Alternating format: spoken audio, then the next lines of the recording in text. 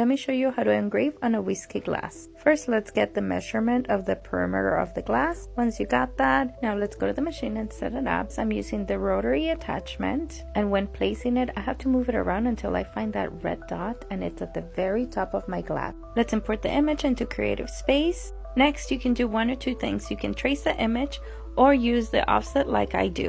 When using the offset, I just set it to 0. And it creates an outline so I can engrave that or cut it if I wanted to. Here I'm just playing around with the design on the machine. I like to take a close-up so I can do the placing of my design a little better, and this removes the distortion from the camera angle. You see that green line? It needs to be right in the middle at the very top of your design, and that's where it's going to engrave. The settings are 16 power, 150 speed, and 220 lines per centimeter. Anytime you're gonna engrave on glass, you gotta coat it with some dish soap. I use Dawn dish soap, but you can use the brand that you prefer. Now let's move on to engraving. This took about 13 minutes to engrave, which is pretty fast. One thing that I forgot to mention is that when setting it up, you gotta use some masking tape so the red dot can identify the top of your glass. Now let me know if this was helpful in the comments.